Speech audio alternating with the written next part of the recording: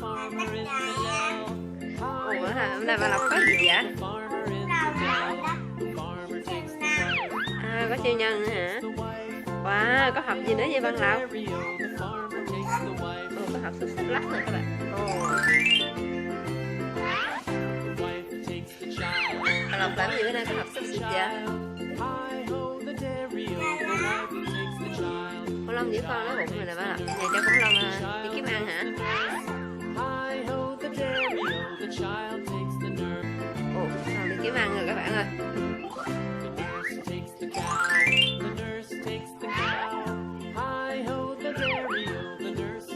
Khủng long ngửi được mùi đi lại hộp xúc xích kìa.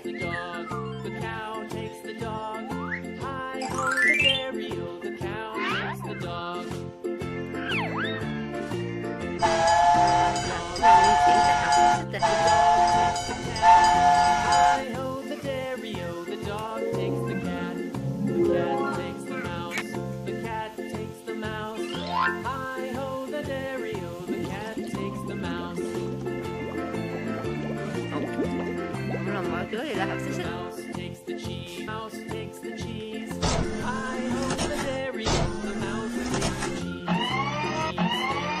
Khủng long là hộp xúc xích rồi.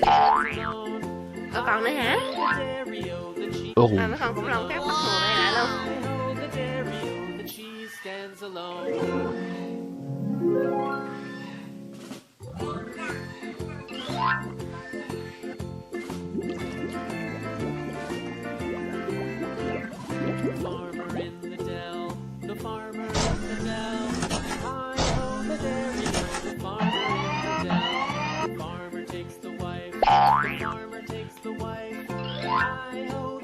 Jaune.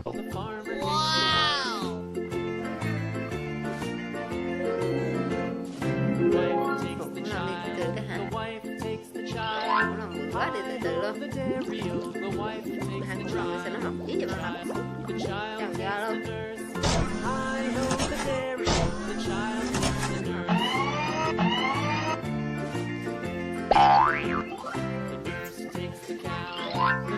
Vert.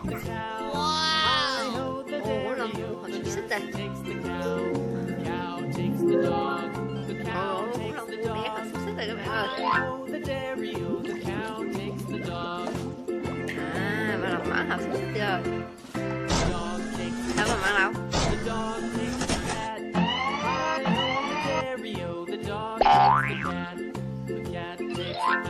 Bleu.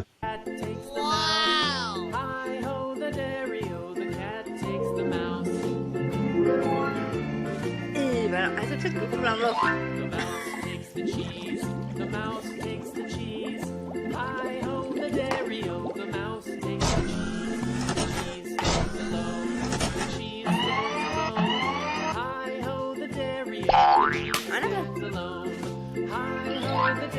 Violet. Khủng long nó bu vòng vòng, bạn Lộc ăn hết cây xúc xích luôn. Khủng long bu vòng hộp xúc xích rồi bạn. Rouge. Ghê quá. Khủng long nó phá đầu vô rồi bạn ơi. Nó phá đầu vô hộp xúc xích luôn nè.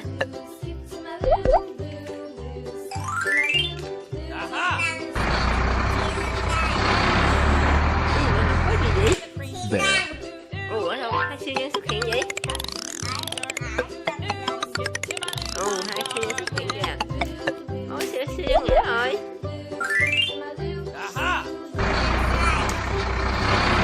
Ồ, ba siêu nhân luôn. Jaune.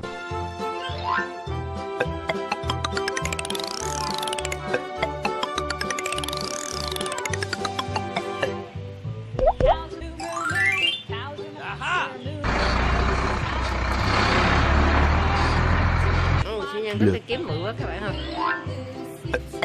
Ồ, siêu nhân có thể kiếm bự quá. Siêu nhân làm gì siêu nhân? Ồ, siêu nhân cần phải kiếm bự quá nói không vậy?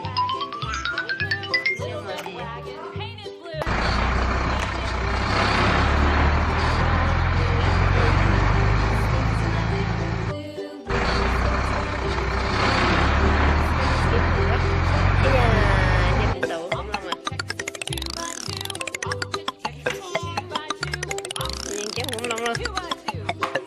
rouge, À, ngã con rồi.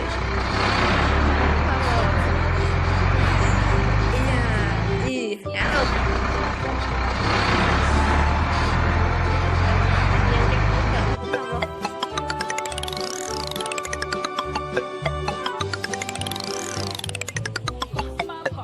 vert,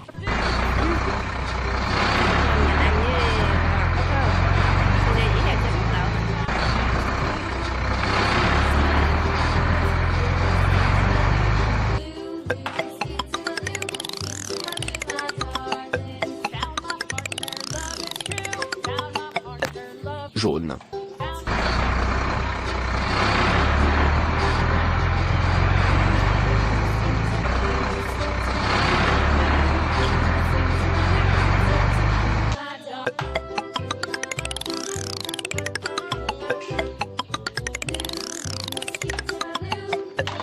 bleu,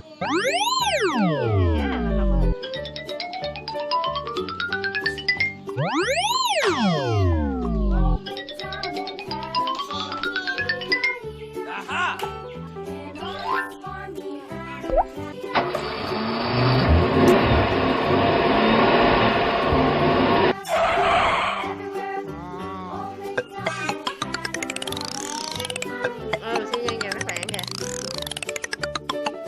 rouge,